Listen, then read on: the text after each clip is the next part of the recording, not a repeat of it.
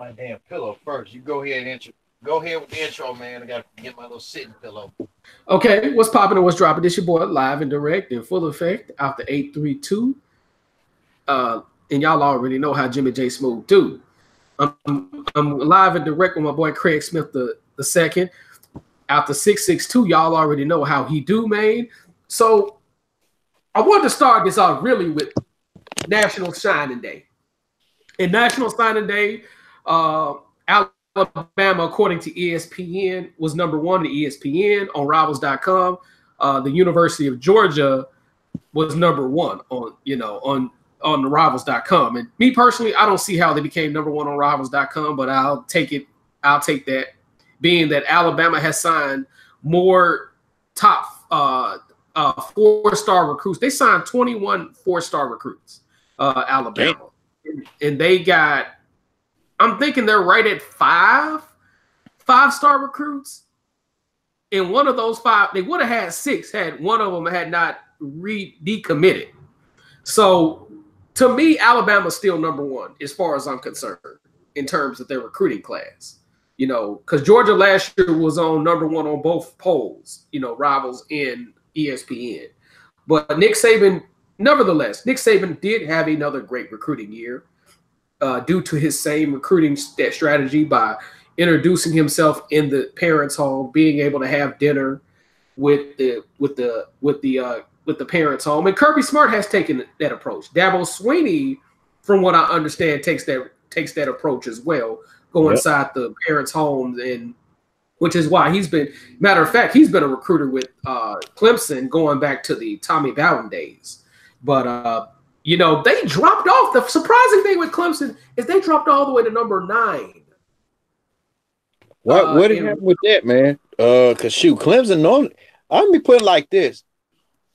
Clemson really kind of works with what they got, and I mean, and when you think about it, because you mentioned Clemson. I'm gonna talk about Kelly Bryant in a minute.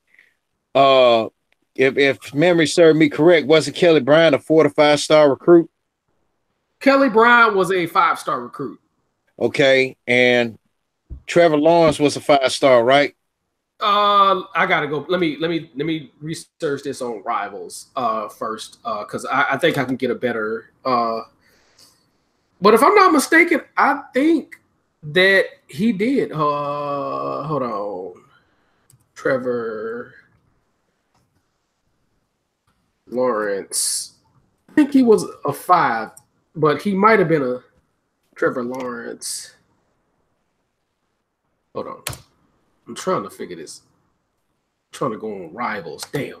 Let me Google search this. Sorry about that. Trevor Lawrence.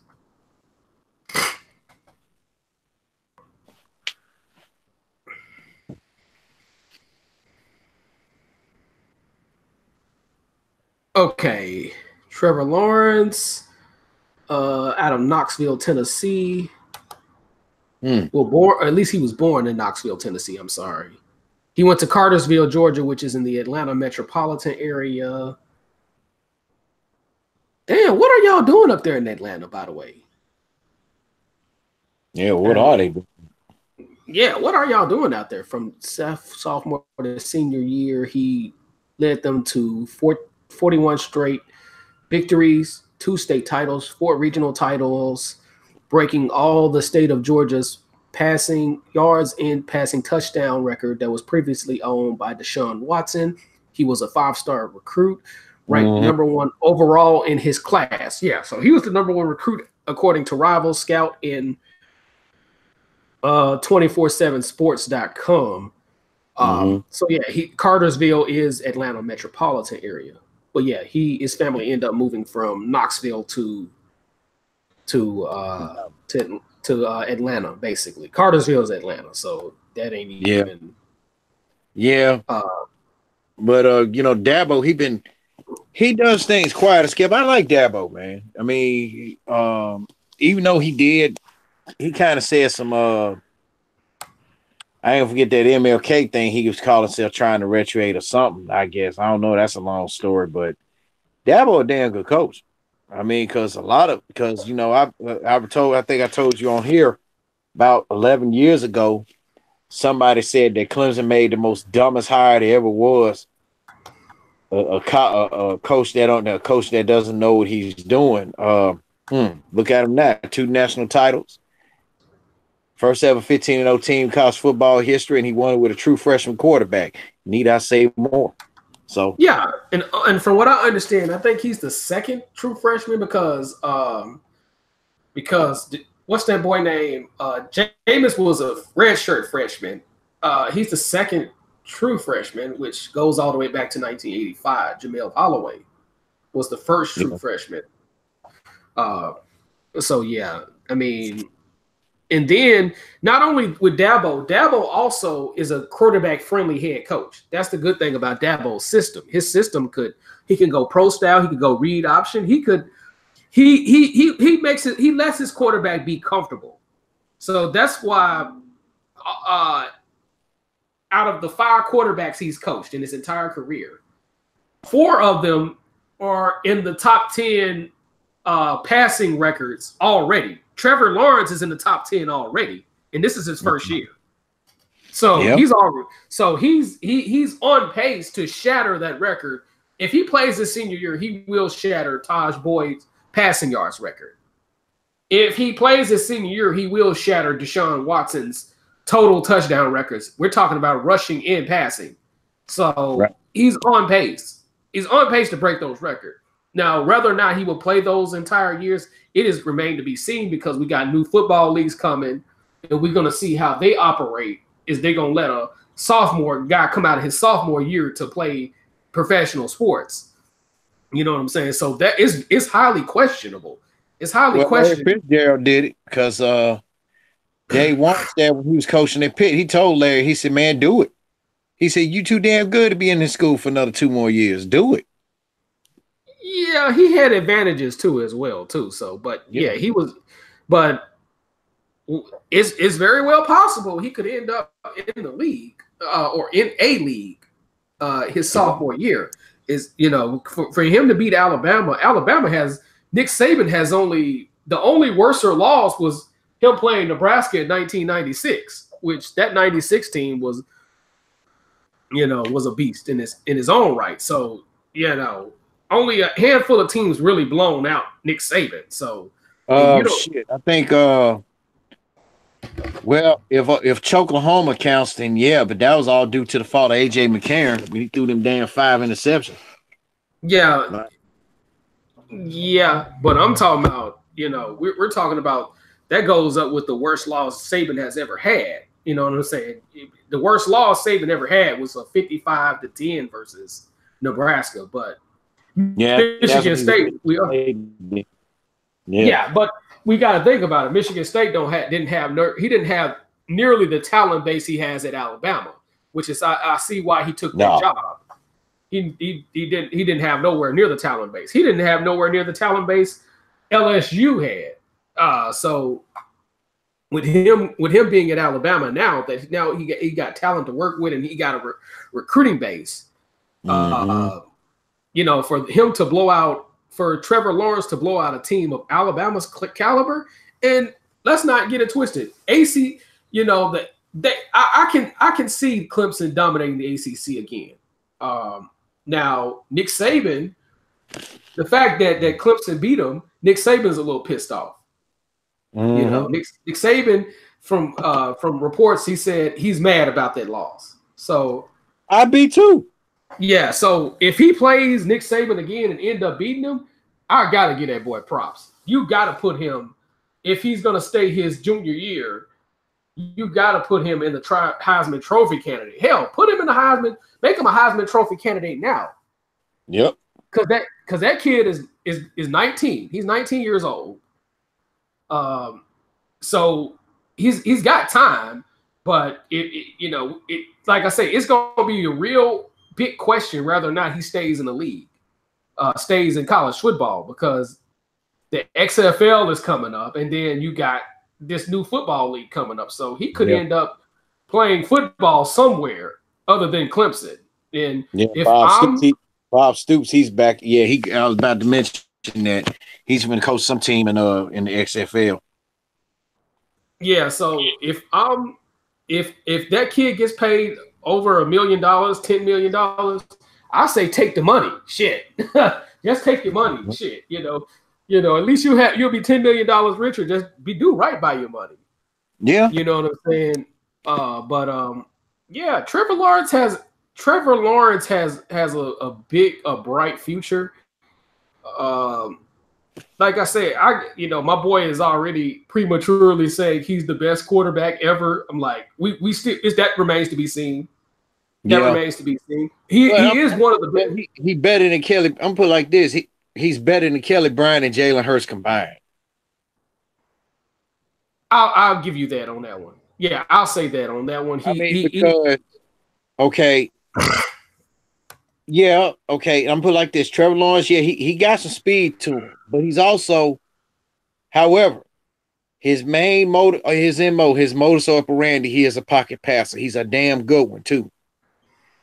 Kelly Bryant and Jalen Hurts Jalen Hurts, he was like 26-2 as a starter for Alabama. But his problem was, and he would piss I'm be honest with you, I think he knew it, but he just didn't give a fuck. Mm-hmm. If you got 3 motherfuckers wide open who were waving at you to throw the ball to them, why you want to take off running? Like, what the hell? But here's the thing, though. A lot of that is also on, again, with a lot of these black quarterbacks, a lot of that is on the offensive coordinator as well. You know, they don't teach them a lot of times with black quarterbacks. You know, I give an exception to Dabo Swinney. Dabo is one thing I will say. Dabo worked with Deshaun Watson. You know what I'm saying? Dabo worked with Taj Boyd. But for the most part, with Jalen Hurts' problem, I put that on the offensive coordinator, because if every time you look up, this dude is taking off, that's on the offensive coordinator. The offensive coordinator is not. Now, let me keep that in mind. Now, Lane Kiffin, Lane Kiffin wasn't there. No, Lane Kiffin wasn't there when Jalen started. No. It was wait. Yeah, he was there. Yeah. But I'm gonna put it like this. Got to put an asterisk on that. Lane was making his tweets. He said he's a young kid. He's learning. He said he said sometimes he can't help but to make the same mistakes. Yeah. And he was staking on Jalen, man. You know, like, hey, you got 2 guys wide open on the post. Why you throw it on the check down? Don't do it no more. And Lane admitted to him deliberately running the same play again until Jalen got it right. And he said sometimes it would piss Nick off, but Nick saw where he was coming from on a lot of shit. You know, that was like an old Lane did that old Tom Landry move. I remember Drew wide receiver was named Drew Pearson. Drew Pearson was talking about he was number 88 back then. He said when he caught a pass from Roger Staubach, he jumped up and celebrated. He twisted his knee. And then he looked over. Tom Landry gave that man that look. Like, okay. Like, yeah, you weren't supposed to did that. Said so when they got the ball back, Landry called for the same play again and told Staubach, he said, I want Pearson to catch this ball. And Pearson said when he caught that ball on the post route on one leg and got the touchdown, he said he knew Tom Landry was teaching that man a lesson. See, that's what Lane was doing with Jalen Hurts, but it just seemed like that Jalen, he did have moments of brilliance. Now, not saying he's not I'm not saying he's incompetent as a whole. Yeah, it was stuck with stigmatism with black quarterbacks. All what a black quarterback do is what? Run. That's it. I mean, then like you said about with Dabo, that he worked with Taj Boyd and Deshaun Watson. And I noticed you didn't say nothing about Kelly Bryant. It was with good reason, because found out Kelly Bryant never wanted to listen to no damn body. He wanted to do what Kelly wanted to do. But Kelly did lead him to the. No, I'm saying Kelly did lead him to the ACC championship. Let's do take that into account. Yeah, they take into account, and then Alabama exposed his ass in that Sugar Bowl last year. Exposed the hell out of him. I'm like, he ain't good. You shut down his weapons. What he gonna do? He can't do shit. So, and now he's in Missouri. So if he got Missouri to a winning season, it'll just be just that, because they're on a postseason ban until next year. Yeah, so they may as well. I'll say this with Missouri. Missouri may as well take that trash ass. They may as well take that trash ass football season and just shut it down. Shut down their football program just for the year, because they're not going nowhere. They're going to get beat up by everybody in the SEC. Because with Tennessee, the way they recruited, Tennessee was like number 13 on Rivals.com in the recruiting. Shout out to them. I mean, the SEC, as usual, did damn good in terms of recruiting. They did a damn good job in terms of like being like, because I think A&M. Let me go to Rivals real fast, because I know A&M was it number 3? Let me see team rankings. As soon as this motherfucker load up, I'll see the entire rankings. But I say Alabama's number 1 either way. You know, Rivals got their own way of selecting shit. You know what I'm saying? Because usually, if you're number 1 on Rivals, you're gonna be number 1 on everybody else. But this is one of the rare situations where, okay, I'm sorry, 2019. No, it was LSU. I'm sorry, LSU was number 3. Damn, bitch ass. What's that motherfucker? Ed Orgeron, bitch ass. But good job. He's a good recruiter. I will give him that. Texas number 4, OU number 5, A&M number 6, Oregon 7, Florida 8, right above Clemson. Which Florida don't really got to go nowhere in terms of recruiting. Michigan number 10, Penn State 11, Tennessee 12. I said they were 13. Auburn's number 13. Notre Dame's 14. Quarterback. Florida State is number 15. In spite of not being able to get a quarterback for the second straight year. They've been in the top 20 in recruiting. How the hell you break the top 20 and can't find a goddamn quarterback? How are you going to explain this, Slick Willie? Well, I'm going to put it like this.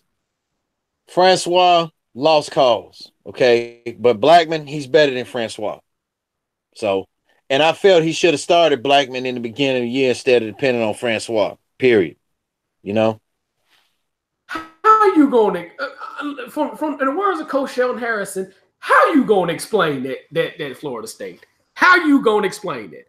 Now, I'm going to round out the top 20 and then we'll move on. The top 20, the next guy on Rivals is Nebraska. Great job on Scott Frost's part. Again, Scott Frost needs 4 more years. Give him 4 more years, and if he can't do anything with this recruiting class, kick his ass out. But hold it thought. With Scott Frost. Go ahead. Fuck you, ESPN. Okay. Okay. No, but not about that shit. No. Cause when he started off that whole year, right, and then they wanted to bring up some shit about his record where he was you remember when I told you that on Let's Draw on something, they wanted to bring up what his total record was when he was a quarterback at Nebraska and then when he was at South Florida. I'm like, what the fuck they got to do with? First of all, Scott Frost was an option offensive quarterback. You expect him to do something at quarterback in that system? They only throw the ball like 10 times the whole game. Come on now, tell them hoes to get the fuck out of here with that. Yeah, and speaking of option, I heard Georgia Tech gonna be running a new offense. So Georgia Tech? Yeah. And who's the coach there? Let me ask you that question. Oh shit, look it up. Because I can't look it up. Hold on. Let me, because I'm in multiple programs and I need those programs for good reason. Hold on, Georgia Tech. They still gonna get whooped by Georgia at the end of the year too, by the way. Yeah. Especially with Kirby Smart having, in my opinion, the number 2 recruiting class. But shout out to Georgia, University of Georgia. I'm about to say Georgia Tech. Shout out to the University of Georgia. Okay, you have Jeff Collins is the head coach, so that means they kicked out the guy that was there, right? Georgia Tech football. Paul Johnson, he retired, and all the Georgia Tech fans say he need to stay retired. Well, Paul Johnson came from Georgia Southern too, and he came Georgia Southern during the years he was there was a option offense team. Now they're a read option now, but really, yeah, that shit. I think they whatever they conference they part of, a division they part of, they was like in the top. They was somewhere in the top with passing yardage. You know, so they got a balanced mix of passing and running. So well, you got to think about it. Historically speaking, they are pretty much the forefathers of the read option. They are the forefathers of Georgia Southern. But then when Paul Johnson became the head coach after I can't think of that old guy's name. He's no longer with us. Rest in peace to the guy. But he ran a pass. He ran the what would be called the read option. I'm not even trying to go figure that guy's name because is a fucking hell of a name to pronounce. But anyway, they ran the read option, and then when he became the head coach, they went back to the wishbone, which he stayed with the wishbone until he stopped coaching. But Paul George Johnson definitely needs to stay retired. He's running that outdated ass system. He need to go somewhere with that bullshit. But Jeff Collins was the head coach of Temple, was the defensive coordinator of Mississippi State. Florida too. During the Dak Prescott years, he was a defensive coordinator at FIU as well. So they do need to throw the ball more with all that talent. And here's a bone to pick with I got a goddamn bone to pick with Georgia Tech. How the fuck you hire a dude that has an outdated ass offensive system and let all those good ass players from Atlanta leave? Man, fucking Kirby Smart. Go ahead. You just answered your own question. Kirby Smart and my boy Dabo Swinney, because his last two quarterbacks is from that down South Georgia, Atlanta, Georgia. This dude stole your top. By the way, big congratulations to Champ Bailey for going to the Hall. Well deserved, and I think he said he gonna get his boy Kirby to induct him in. That's gonna because look at them. They said back in the day you couldn't mess with them, bro. In that secondary. Woo! Champ doing the hidden. Kirby getting between Kirby doing the hidden, and Champ intercepting, and vice versa. I think he's gonna get because he said he might if Kirby available, he'll probably get Kirby Smart to induct him into the Hall. So big congrats to Georgia's Bulldogs Champ Bailey is well deserved. I mean he should have got in last year. So didn't mean to jump off a subject on that one, but because I had a looking at a little fan question I got that's pulled up on my email. Young lady by the name of Naomi wants to know, despite Jimmy's this recent disdain for the NFL, I would like to know from either him or you, Craig, which Hall of Fame class to you was the best, in your opinion? That got inducted in was the best in you guys' opinion? That's a motherfucker of a question. That's a motherfucker of a question, and I can't even answer that. I'm sorry. I don't. I would put it like this: for me, last year's and the one got inducted in. UCLA's Hall of Fame speech. That shit is deep. But last year's Hall of Fame is fucking off the chain. Brian Dawkins' Hall of Fame speech. And when he got off the stage, Randy Moss said, man, I don't know if I could top that. And then Randy Moss's Hall of Fame speech. I got to say that last year's class, in that class, I think it was the class of 2013 or 2014 that Bill Parcells got in, was the best to me because really Parcells said something in there, man. It was so true, and he quoted something Steve Young told him, and it's so true to this day, which is the workplace is the greatest laboratory to observe the true behavior of a human. That's so true. But I say for me, them two classes there, but all the other classes though. But I think this year's class is gonna be special. I say you got Tony G headlining. I mean, yeah. Yeah. I mean, I say this is one of the greatest of all time, but that's a hard question to answer for me. So, and shout out to Zeke in the chat room. He was there temporarily. I want to shout out to the brother out of the UK. Much respect to him. Yeah.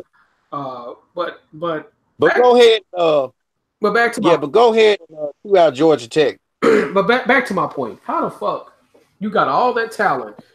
Georgia Tech is only miles away, not that far, miles away from those high schools. Carterville in Gainesville, which is the school that Trevor Lawrence and Deshaun Watson went to. You let two blue chippers in your city leave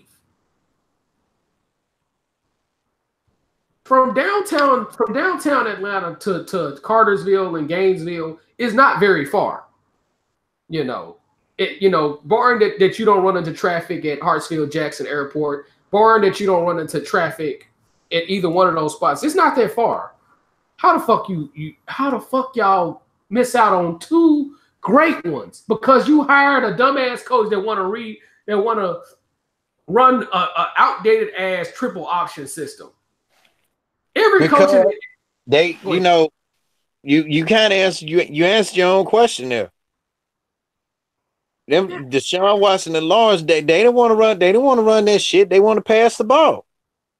I mean, that probably would have worked for Jalen Hurts, But yeah, the option is outdated. I mean, Navy and Army, they run it to the fullest.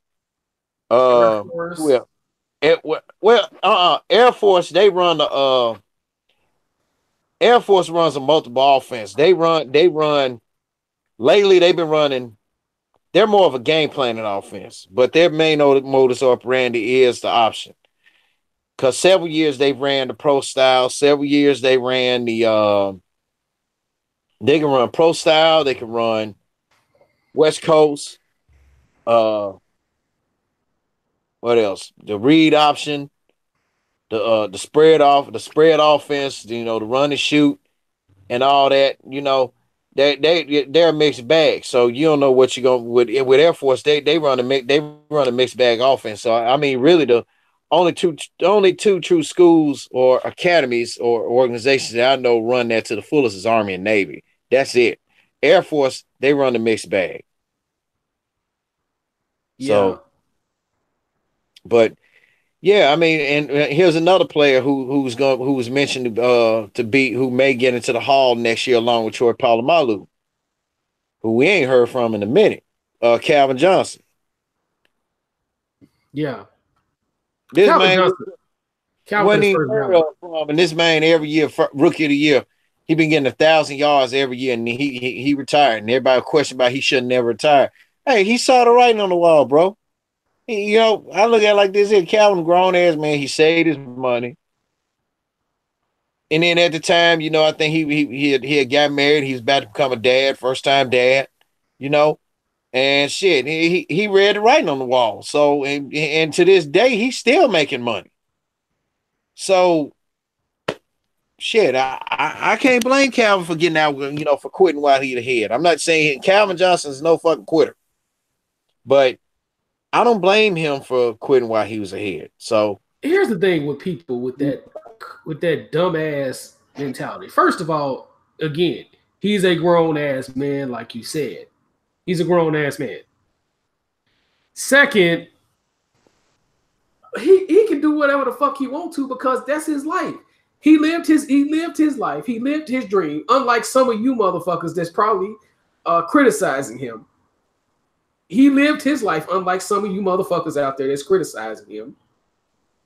And again, he can do what the fuck he want to. Now, if y'all have a problem with a man doing whatever the fuck he want to and trying to play until he fucks his knee up or get an injury up. First of all, the fucking Detroit Lions or Detroit is lying wasn't gonna ever win a championship. Not with Matthew Stafford, and he's a good quarterback. Let's not get it twisted, but they wasn't ever gonna go to a championship with the team they have. The same shit with Barry Sanders. Barry Sanders retired. That's his fucking decision. Yeah, he has a right. Those guys. I'm gonna tell you what Detroit messed up at though. Go ahead. When they got rid of Jim Caldwell. Yeah. They should never got rid of Jim Caldwell. Then they got this Matt Patricia dude, and a lot of players complained about him. He said, man, it feel like we just fucking handicapped. One player even said, hell, he wasn't even at home good. And said the coach called him, man, talking about gonna tell the man he needed to be so and so, don't be on the so he told all his players, you don't need to be on no kind of social media account. He said, I don't care if you got a YouTube or your wife has a YouTube or whatever, or Facebook or Twitter or Instagram or any type of social media platform. You can't be on that. One of the players has a DeviantArt page. Okay, he paints and he draws. The coach got mad at that man about that shit, so he kept it going. I mean, and it just seemed like all these cats that's now Miami, the Dolphins hired Brian Flores, the black dude from New England. It just seemed like all these cats from New England. I mean, look, what y'all asses did that work up in New England. You can't bring that shit there. I mean, this ain't the UNFL, this ain't the military. Okay? You can't. I remember one of the old Cleveland Brown linebackers, because he would have before then, he would have a party. He would throw like a New Year's Eve gathering party for the players and stuff, for people at the front office and the staff to come up, right? When Eric Mangini was coaching the Browns, he told that man, no, he told him, man, you can't throw them parties at your house no more. The fuck? How the hell you gonna tell a grown man what not to do with his motherfucker? So you know what he did? DeQuell Jackson, that's his name. I got a good memory. DeQuell Jackson. So DeQuell Jackson was like, yeah, he told me I couldn't do it. So you know what I did? I threw it anyway. So I just get tired of that slave master ass mentality that some of these fucking coaches have in the NFL. A lot of these motherfuckers have even the motherfucking commissioner, which is why I don't like that motherfucker. I never liked it, Roger Goodell. I knew from the jump a lot of those policies is racist as hell. That I call him racist Goodell because he's motherfucking racist as hell. You know what I'm saying? And then he sweeps a lot of shit under the rug what white players do. He barely wanted to suspend Ben Roethlisberger. He barely wanted to suspend Ben Roethlisberger. He did want to suspend Ben Roethlisberger. Ben Roethlisberger got away with 2 rape accusations. Yeah, and then he suspended an Ezekiel Elliott, who, if you do your research, not only did the county that sits over Columbus, Ohio, not only the sheriff department in that county had investigated and said he did nothing wrong, the city of Columbus, the police chief of Columbus, Ohio, said he didn't do nothing wrong. And there was text messages of this woman clearly saying that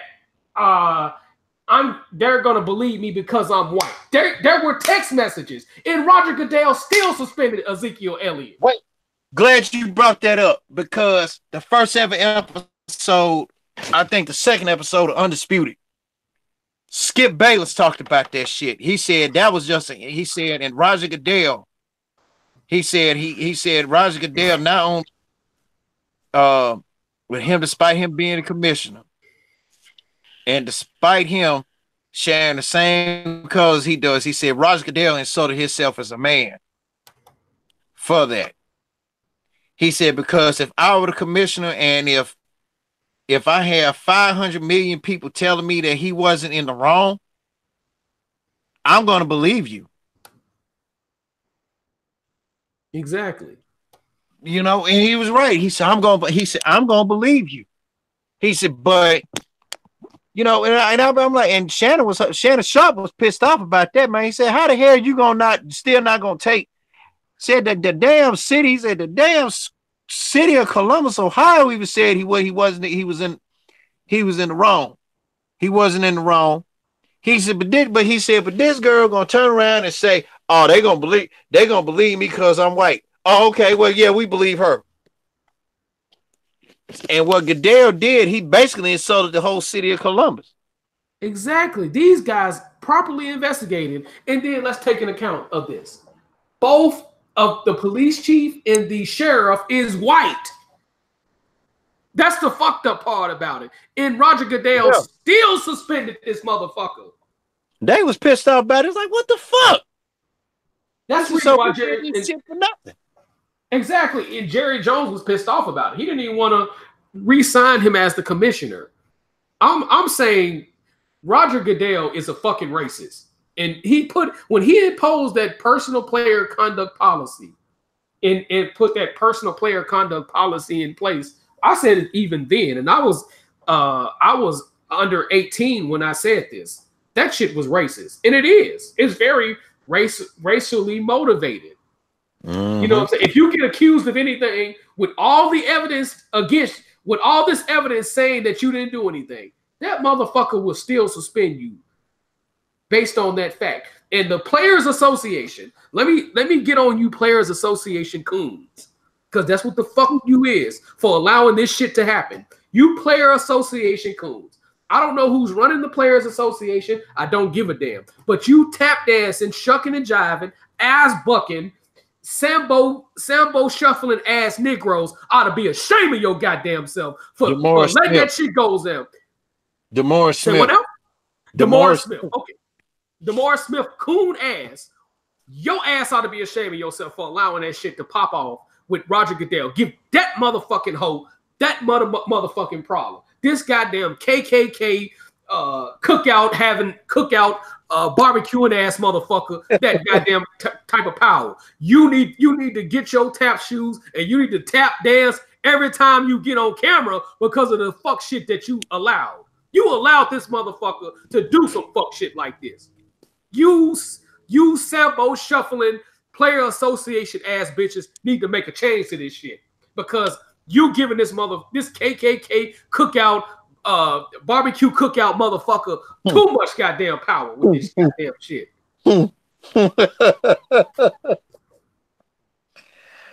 Oh shit. Damn. That man said this KKK barbecue cookout party having motherfucker with you cool.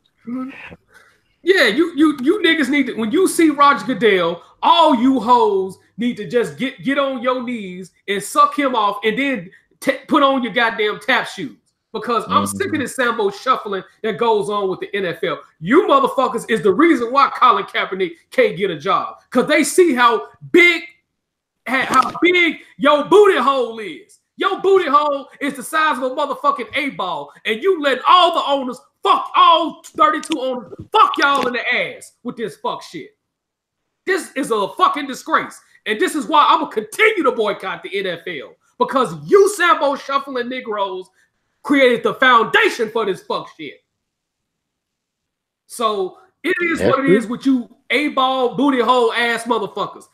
You know what I'm saying? You motherfucking Players Association need to do something about it. About this bullshit. Yep. But out of all the teams in the NFL, Bill Belichick's not part of the Players Association. Or the Coaches Association. I'm sorry. You say he's not a part of the Coaches Association? Right. I'm pretty sure he ain't, because that motherfucker do whatever the hell he want to do. And the New England Patriots in itself is a whole cheating organization. You know what I'm saying? Them motherfuckers is a whole cheating organization. And That shit was a pass. That shit was not a neutral zone infraction. Kansas City should have been in the Super Bowl. New Orleans should have been in the Super Bowl. It should have been New Orleans, Kansas City. Roger Goodell had the power to overturn both of those games. I'm like this. I would have settled for the Rams versus Kansas City again because the first time they played, that was a good ass game. But here's the thing: that was a clear-cut pass interference that everybody and their mama saw. Everybody in New Orleans, from New Orleans, that was a clear-cut pass interference on the end of the Rams. In Article 3, it clearly states that the owner, the commissioner, if he feels it's something in the best interest of football, he can either make them play the overtime again, he can either make them play the fourth quarter again, or make them play that game all over again. Now, Paul Tagliabue did that shit. Hell yeah. Man, you said he made somebody play a game again? Paul Tagliabue? I'm saying I meant to say Paul Tagliabue probably make somebody do some shit like that. He wouldn't have let that fly. Yeah, you know? But if it's in the best interest of football, the commissioner has the power to overturn a game and make them play it again. Whether it's the fourth quarter. Pete Rozelle probably would. Just to piss off Al Davis. Yeah, Pete Rozelle. Al Davis. Now, I will say something about Pete Rozelle. Pete Rozelle was the reason why these guys started making millions of dollars. Pete Rozelle was probably the best commissioner out there. Paul Tagliabue, he was a pretty good commissioner. He was pretty fair. Yeah, but wait a minute. Funny moment about Al Davis. I sat here. Matter of fact, I was in when I lived over in Memphis, over down off South Parkway and McMillan. I sat there. I watched the game between the Patriots and the Raiders. Okay, let's be real here. Raiders had them beat with that team. Hold on, Raiders had them beat with that team. Rich Gannon, Charlie Garner, Jerry Rice, James Jett, Tim Brown, and Andre Rison. And then I forgot who he had on the defense. They was tearing New England's ass up. And then when came from the side, and when Tom Brady threw that ball and he fumbled. Yeah. That clearly was a fumble. Even a blind man would probably have told you that was a fumble. Yeah. All right, but hold up. So when they come talking about the rule on the field was a forward pass, therefore it's incomplete pass, like what? And then and I ain't gonna forget my pops and I. We stood up. We was like, "What the fuck?" In the house, and Bones was like, "What's going on?" I said, "Raiders." I said, "The Raiders forced the fumble on New England, and when they fumbled, the Raiders was right in scoring position." And let's just be real. John Gruden had outcoached Bill Belichick in that game right there. He really did. And when they made that decision, they showed the ref, they showed Belichick, they showed Gruden. Then in the corner, they showed Al Davis. When they said that the ruling on the field is a forward pass, therefore it's ruled incomplete pass, John Gruden took his headset off and you could hear him loud as hell. He forgot he was mic'd up. That man said, "You gotta be shitting me." And then you can see Al Davis getting up from that luxury box. That man was he got up and he came down the sideline. Somebody said Al Davis right now is on the sideline arguing with the refs. I was like, "Oh shit." Damn. Yeah. And that should have been a game that was overturned. Number one, the Raiders would have won that game. The Raiders would have won that game because once he fumbled that ball, it would have been the Raiders' ball, and all they would have had to do was take a knee. But it allowed Tom Brady to win a Super Bowl he really didn't deserve, just to be honest with you. Yep. And then Pittsburgh had New England beat. But Cordell Stewart. But Cordell Stewart I don't know what Cordell Stewart started fucking up. I'm like, what is you doing? Yeah, same shit he did with Denver 4 or 5 years back. He throwing interceptions at the goal line and shit. Pittsburgh would have. I think Pittsburgh would have had a chance against Green Bay. I don't know if they would have won, but they would have had a good chance because they had a good defense on the other side of the ball as well. But that's when Cordell Stewart was in his prime. When Cordell Stewart had 20 touchdowns and I think it was 15 rushing touchdowns or 12 rushing touchdowns. It was over 10 rushing touchdowns that year. But Cordell Stewart was doing his thing because that's when Chan Gailey was the offensive coordinator, and they ran a read option at that particular time, though. But read option Earnhardt Perkins. Yeah. So Cordell.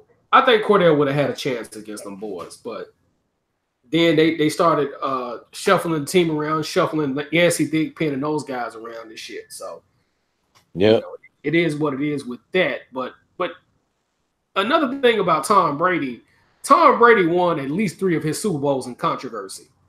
I don't give a fuck if you say this nigga the greatest quarterback of all time.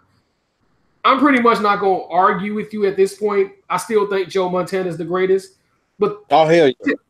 Take in consideration, 3 of those Super Bowls is in controversy, including this one. That is controversy behind this Super Bowl. The first Super Bowl was controversy. And Deflategate. Nigga, you the quarterback. You the first nigga that gets his hands on the football. You know better than to deflate a football. And the fucked up part about it, you was going to beat the Colts anyway. The Colts, you was beating the Colts every year. Why are you going to deflate the football for? What you need to deflate the football against a team that you're already beating? And it was the guy who intercepted the ball found out the ball was deflated. And then they checked and found out it was more than 2 deflated footballs. Because when you deflate a football, I'm saying the way the NFL sees it. The way the NFL sees it, it puts the defense at a disadvantage. You can throw the ball a certain way with a deflated football, and the DBs, all you got to do is run crossing routes and out routes, quick outs, and you'll be at an advantage at a deflate. That's the way the NFL sees it.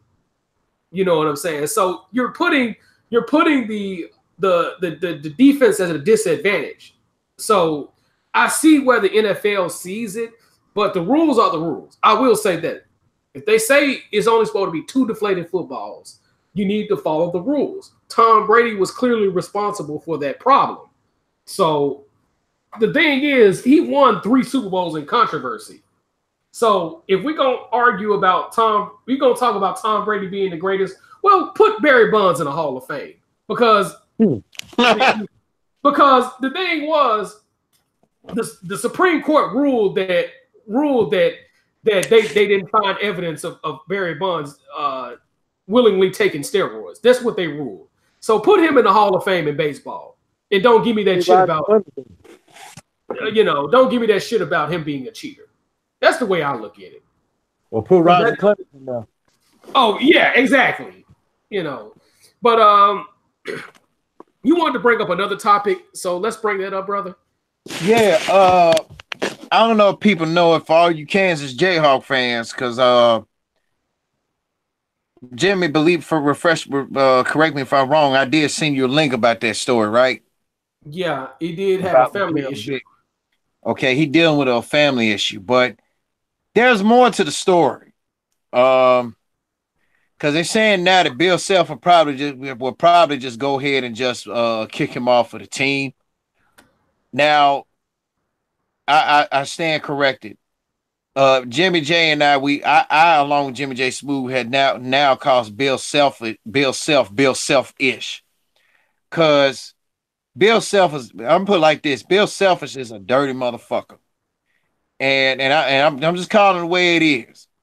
I mean, he lost his best center to Odin, whatever his name is. He lost him for the whole year.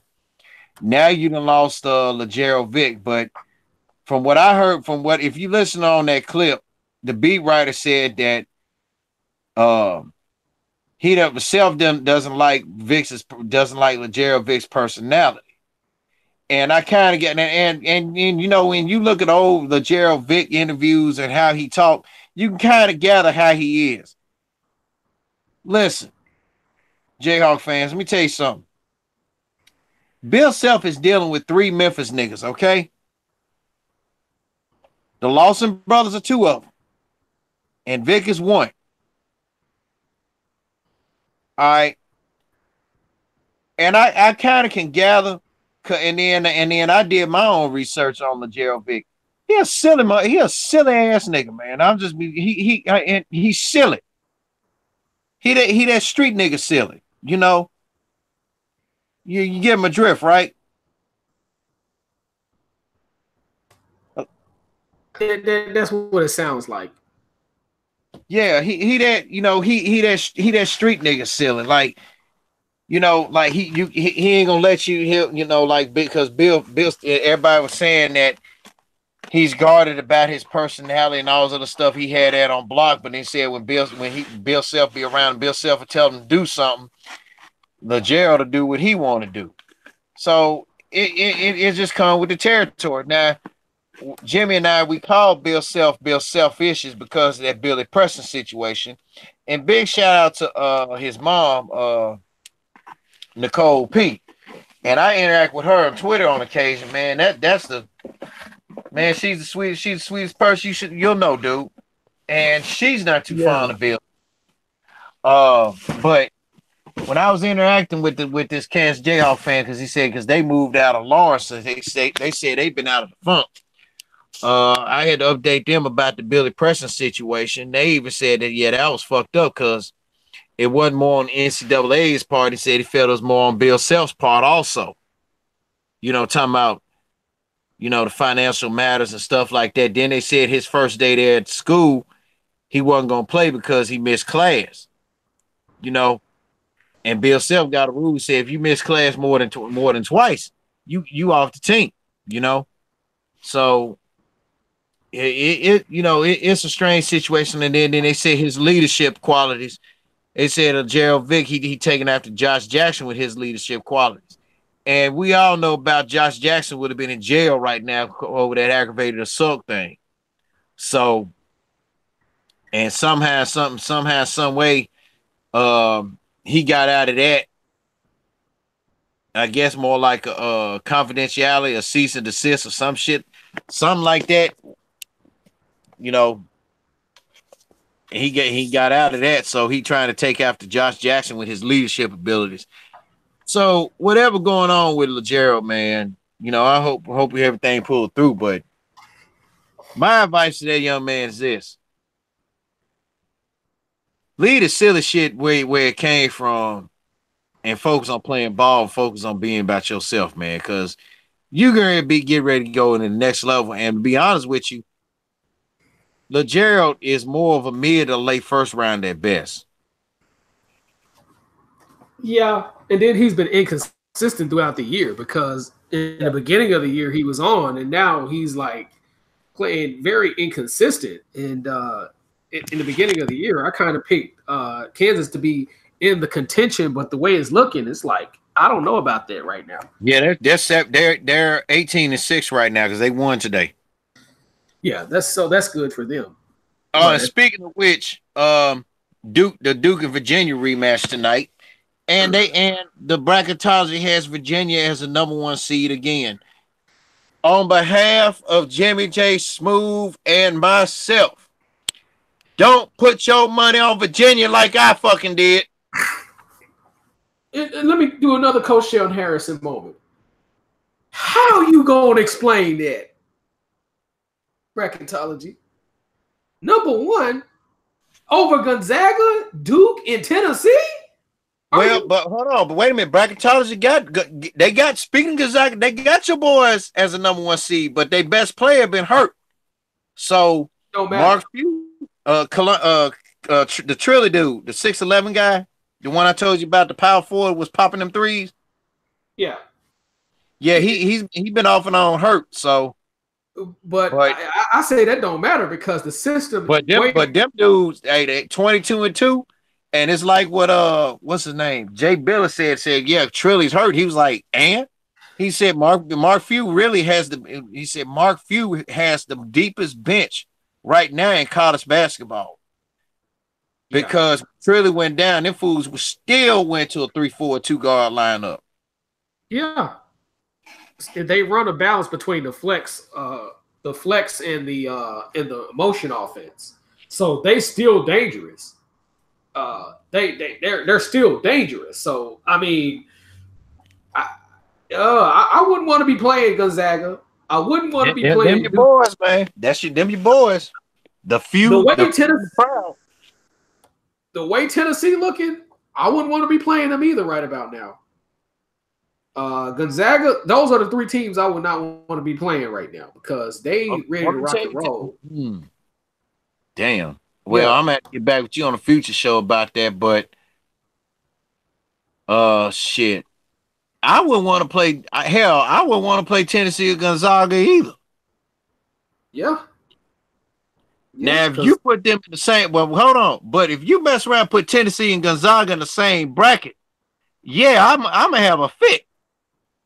Yeah, because the team he playing some damn good ball, man. I give it to Rick Barnes. Yeah, and they fight them losing, they still are the #1 team in the nation. Okay, now the AP poll has it Tennessee, Duke, Virginia, and Gonzaga as the, and Kentucky is of course at 5. So Kentucky. Yeah, Kentucky can suck my dick right now. But anyway, Kentucky, I say those 4 teams should be #1, but please don't make Virginia the #1 overall seed. No, over Duke. I'll let Duke be the #1 overall seed before I let fucking Virginia right now. Well, that's what they did. They put Duke in the East, Kentucky in the Southeast, Gonzaga in the West, and then they got Virginia in the Midwest. Is these silly hoes as serious? That's what they got. I could see Gonzaga. Look, I could see Duke, Gonzaga, and Tennessee. Virginia need to get a damn offense. If out of spite, I'll put them as a #3. Yeah, because the thing is, if is it Tony Bennett or Dick Bennett? I get those two hoes mixed up. Tony Bennett need to get with the fucking times. You cannot try to run that slow down offensive system. The thing is, the only way a slow down system works is you have a dominant center. The problem is they don't have a dominant center. They have a he's okay, but you need a Ralph Sampson, Akeem Olajuwon, a 90s type center to really use that offense that they're in. If you don't have a dominant center, a slow down offense in today's college basketball, or even any kind of basketball, even if it's professional, without a dominant center is not going to work. That's the main problem. That offensive system that they run only works with a dominant center, and they don't have it. He's a defensive guy, but he's not a dominant center. That shit does not work. Right.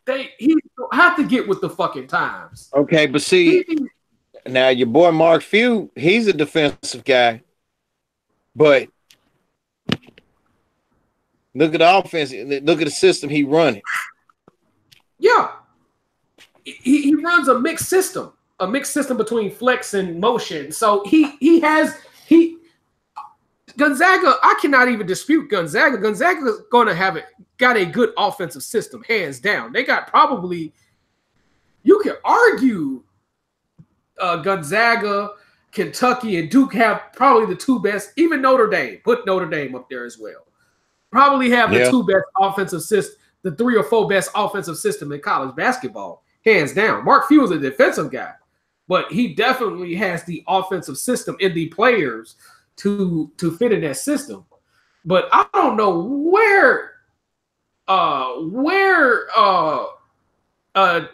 Dick Bennett, Tony Bennett, I get this motherfucker mixed up all the goddamn time. Tony Bennett. I don't know where Tony Bennett get these slow dogs, or this slow dog. I ain't gonna even say slow dog players. That ain't even fair. Slow dog system or slow down mentality. I don't know where he get that. But he got it from his dad. But see, his pops. Yeah, his pops is defensive minded. Yeah, defensively he wanted you to slow them fuckers down. But when you had the ball on offense, you was like Mark Few, got dog. You better put some points up. Yeah, same thing with Bob Huggins. But Bob Huggins, would slow the ball down but speed you up, and then get into a situation to where it becomes a fast break system. So, because like when he first went to Cincinnati, his system was slow down, but he had the players to speed the game up. You know what I'm saying? Yep. So, this motherfucker right here, Tony needs to get with the fucking times. This motherfucker makes my motherfucking head hurts. Is they on right now? Matter of fact, they come on 5 o'clock because they got Duke tonight. They got Duke tonight. So because I'm definitely watching that game. Please believe that I'm finna watch that game. So what time is it? I'll probably I'll probably go to Buffalo Wild Wings, catch that probably later on, an hour from it. So hey, did you see that video I sent of the best of Coach K getting mad? Unfortunately, I didn't get to see that, but well, I'm glad you had that video, because the thing with Coach K is it's rare that he gets mad, but when he gets pissed off, he's pissed. Bro, he was saying there was one video. I gotta find it, dog. He got mad at right. He got so hot with the referee. He had his legs crossed. Like he rocked back on the bench. He had his legs crossed. He had his hand on his knee, and he was just like patting his foot down, his bottom, his moving his bottom foot. He was that hot, dog. Yeah, I mean, when you piss him off, that's one thing. He's Coach K is a calm dude, but when you make him mad, my goodness, Chicago boys, man, I'm telling you. Yeah, he's a Chicago dude at heart. I think he got a birthday coming up, if I ain't mistaken. So that's why, and I tell everybody at work even agree with me. Oh, he's an Aquarius. Yeah, so he does the 13th. It will be his birthday. He's an Aquarius. So yeah, when you piss those Aquarius off, their tempers is once they're very calm people in nature, but when they get mad, they can be a hoe for that. Real talk. So yeah, I mean. But a lot of guys at work agree with me. They said, man, one guy said, Duke, man, he said, I don't like Duke. He said, but damn, Coach K, get my respect, man. He tell it like it is. He real. I love Coach K. Because he said, but that time LeBron disrespected, he said, look, you need to look at me when I'm talking to you. Yeah. I'm not over there. I'm not over here. I'm not down. I'm not up. I'm right here. Yeah, and he said and LeBron earned his respect after that. He was like, man, Coach K don't fuck with me. He said he don't give a fuck who you is. Shit, hell, at least Michael Jordan will look you in the eye, and if you talking to him. Yeah. LeBron does tend to have some bitch nigga in him from time to time. So you gotta but I'm glad he put him in check though. Because, I'm a college basketball coach, but bitch, you gonna respect me, ho. That's what Coach K basically told him in so many words. Bitch, you gonna put some respect on my name, bitch. I done coached 1,500 games up in this hole. So you gonna put some respect on Coach K in this hole. So, but again, I pick Duke right now. I think they could be in the Final Four. They're going to at least be in the Final Four. With this team they got, because I think he wants to win another one, with Duke. Because I feel like if he gets another one, he's probably going to retire.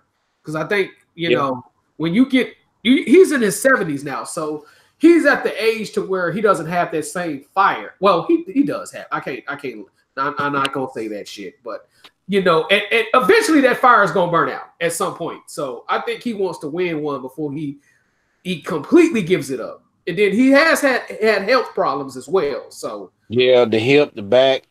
Yeah. So I think he mentally is there, but I think at some point, with this back injury, I can't jump up and down. I can't cuss nobody out.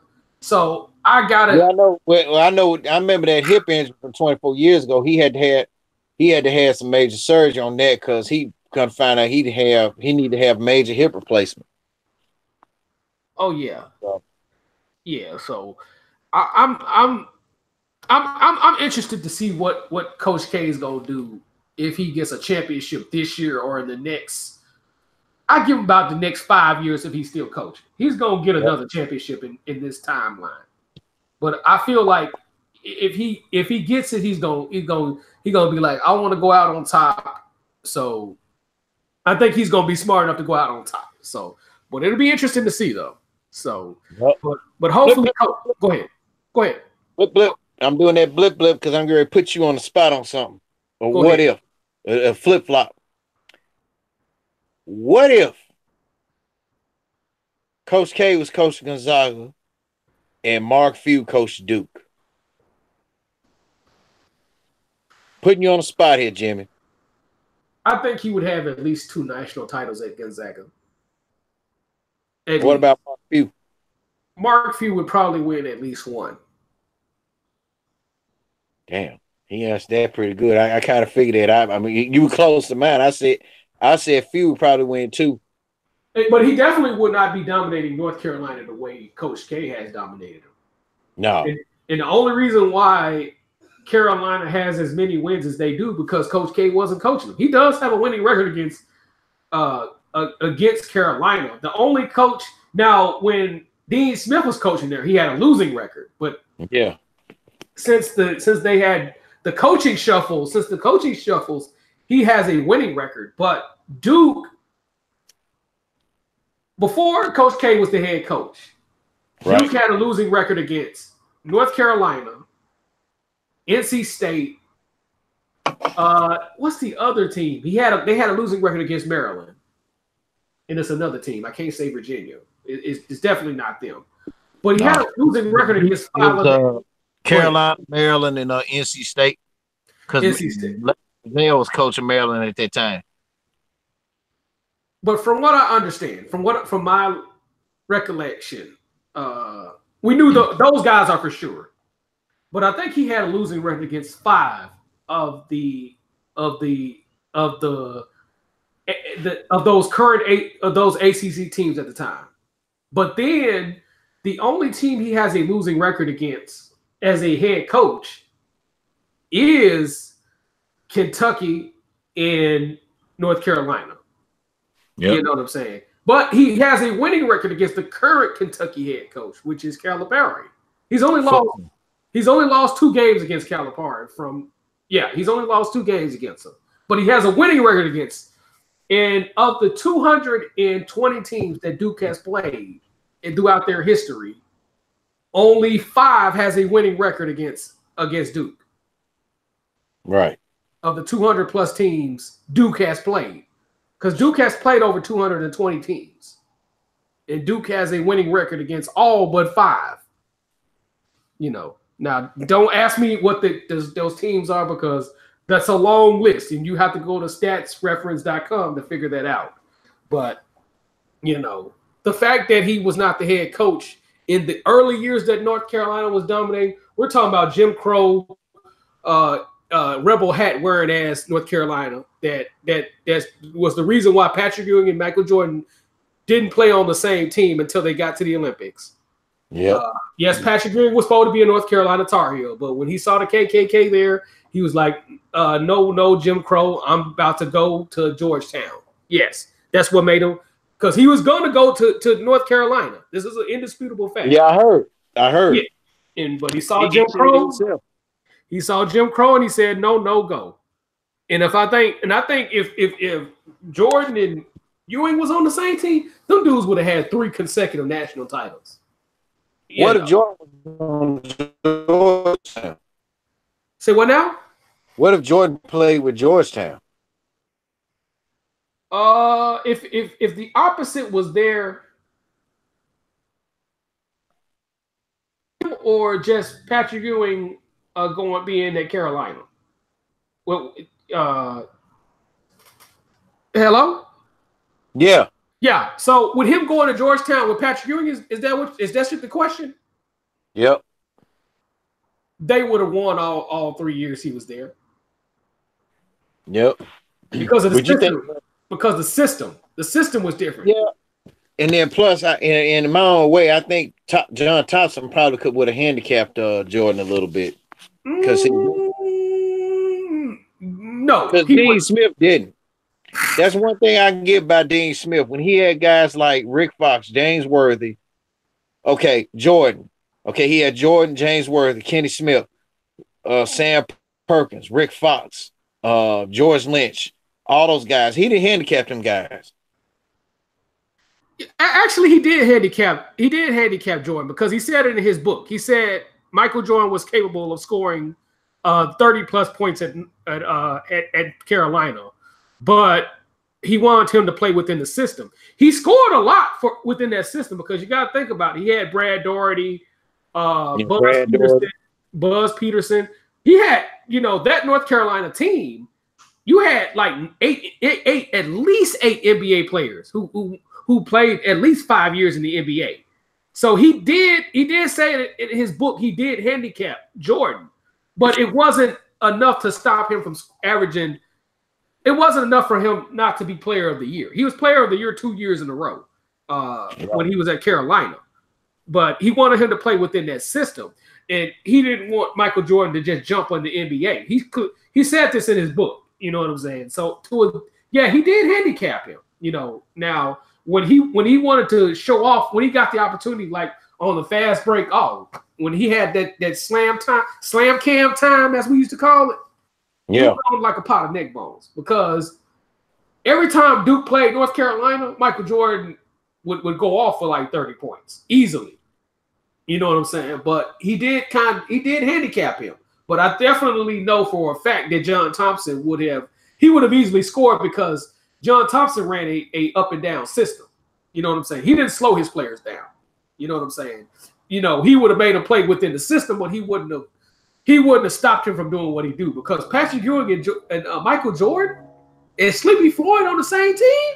Oh, Georgetown, that would have been so fucking unfair. You had the best center, the greatest player of all time, on the same team. Oh shit, they would have swept the Big East. Syracuse wouldn't have had a chance. UConn wasn't even relevant. What's the other team that was in the old Big East?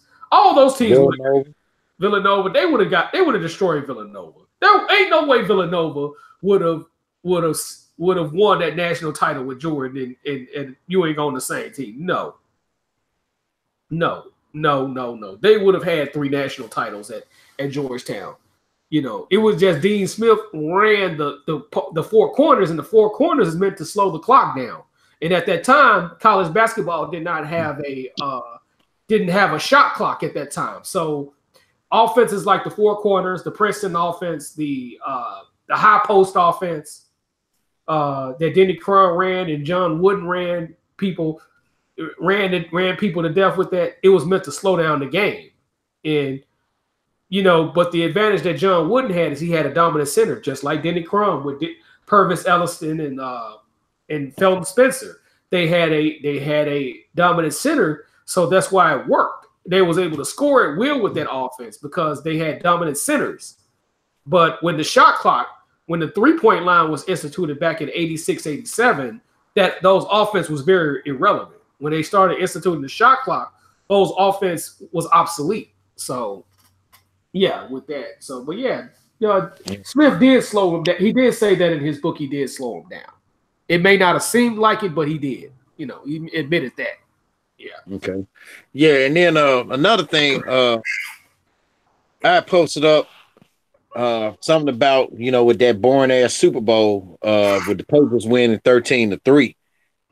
And like Coach K, I know how you feel about the Patriots.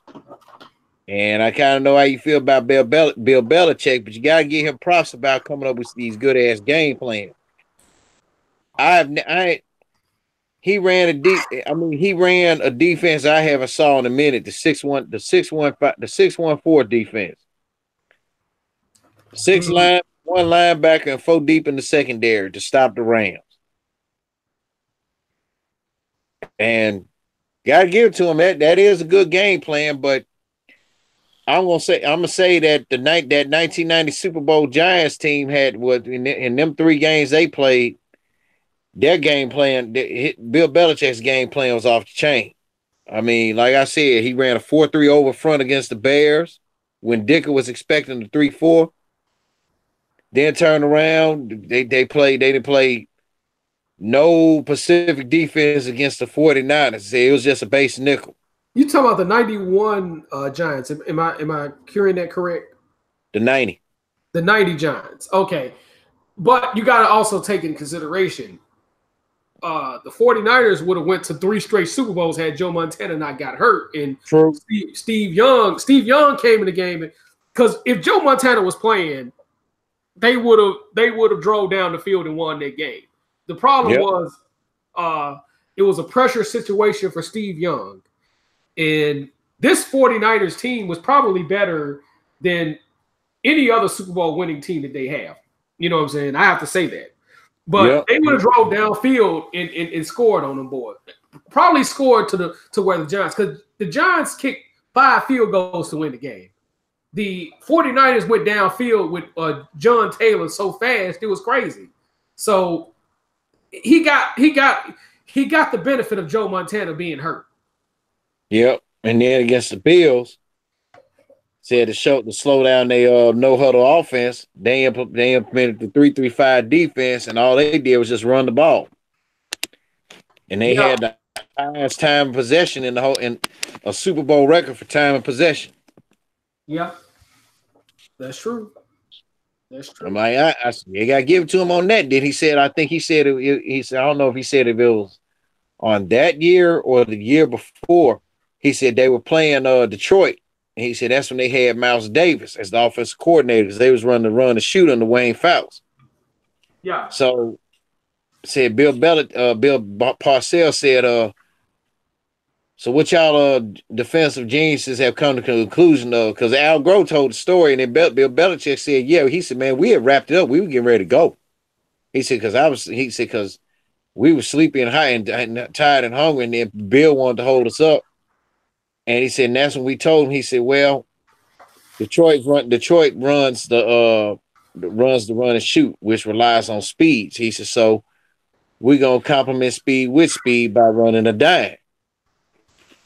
And Belichick said that he suggested that that Parcells told them both that he suggested they run nickel. And that's when Belichick was like, no, it's not going to work. He said, because you got Barry Sanders, he's always fast and powerful. He said, their wide receivers are fast. He said, so our secondary and everybody else in their defense is fast also. Said, so we're going to run down. So it said, Parcells walked off, and the interview said, well, what was the result of the game? He said, hell, we won 20-0. It worked. Yeah, and we're talking about a prime Barry Sanders when Barry Sanders was just. He said because they said Barry Sanders was held to a yard. Yep. 1 yard on a dime defense. Yep. Yep. Yeah. Yep. Yep. And man, let me say this before you go. You're going in and out. In the game. You're going in and out. My man. Okay. You're going in and out again. Jim. Yeah, I hear you now. Let's roll. Okay. I hear you now. About the DeAndre Francois situation. Talk about that, but you brought up a good point in which you said about if you got to bring the police. Let me share some other following advice. If you got to put your relationship problems on social media, don't. I agree. I mean, I'm not talking about nobody in particular that I know or anything.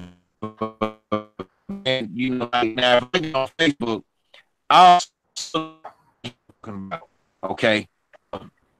But all of this bickering and backing and forth about this and about that.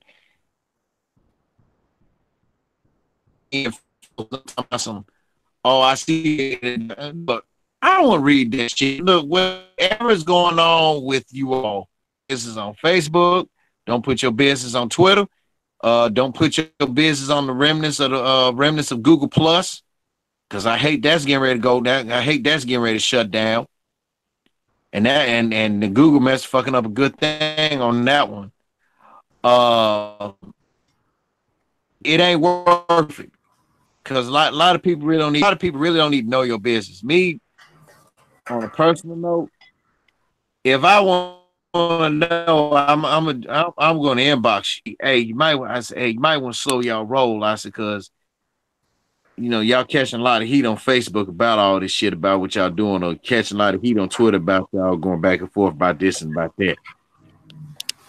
I don't care about all that shit. I agree.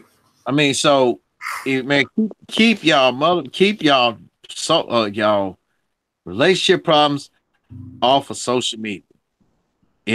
Any problems you got, it's best y'all keep it in house. Period. And not just that. And again, if you gotta get the police over to y'all house, y'all may as well break up. Just call it a relationship. Mm-hmm.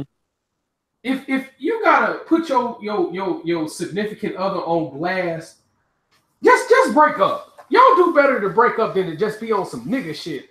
You know what I'm saying? I'm getting sick of black couples gotta feel like they gotta put each other on blast and gotta embarrass each other and cuss each other out in public. Ain't nothing more fucking tackier and whack as hell than two niggas and two people that so call themselves in a relationship, that call themselves loving each other, putting each other on blast and embarrassing each other.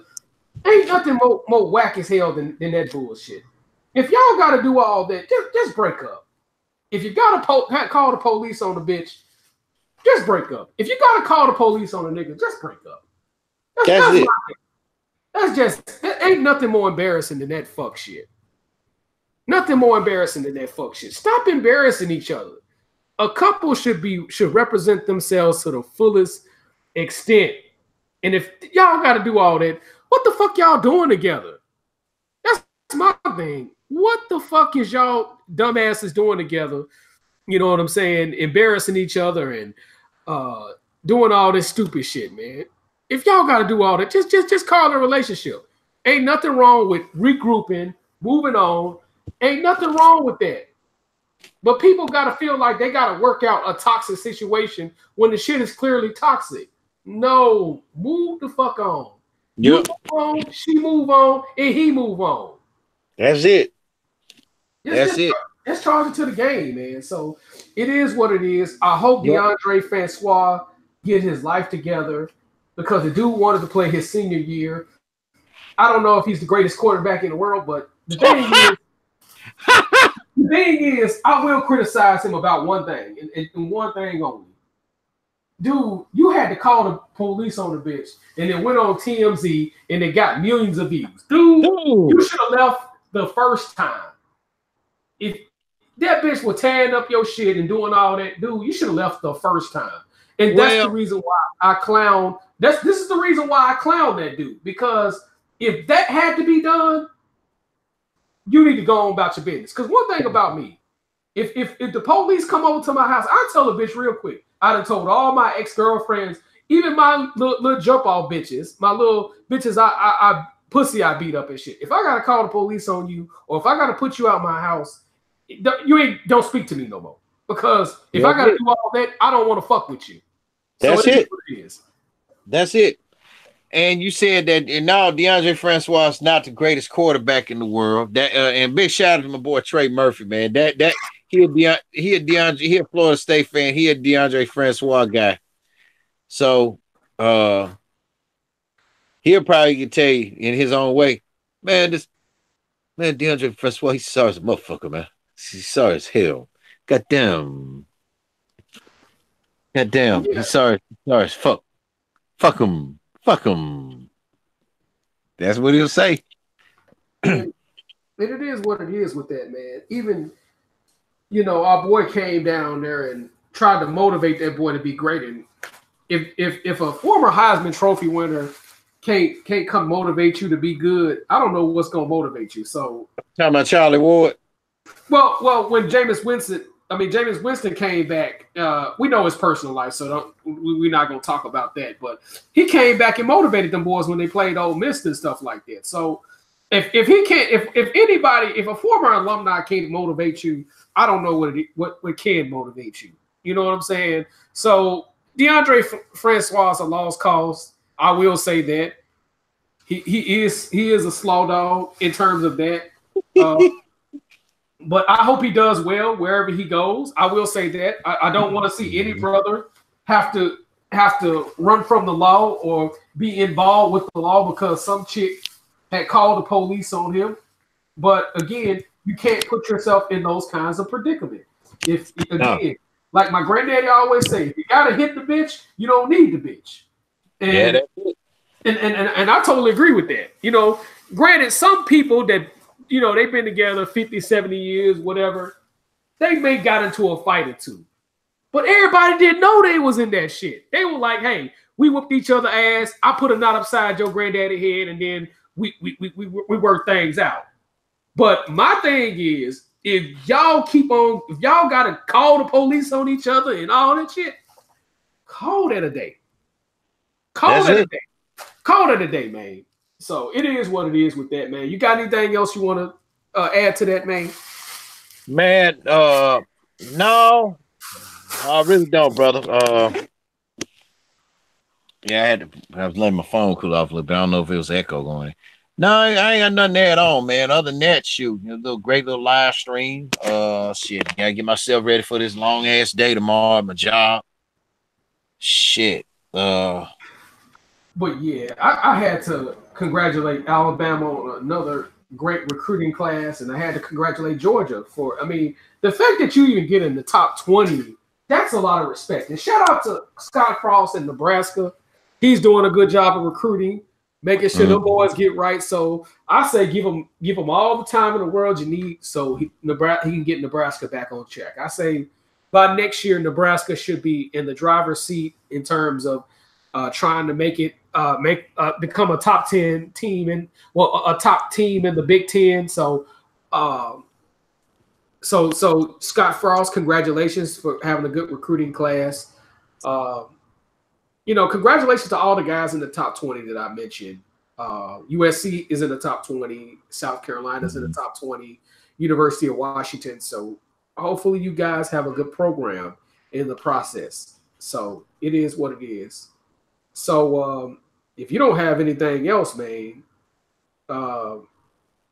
this your boy, live and direct, in full effect out the 832 with my boy in the 662. Y'all already know how both of us do. Peace out. Holla at y'all later.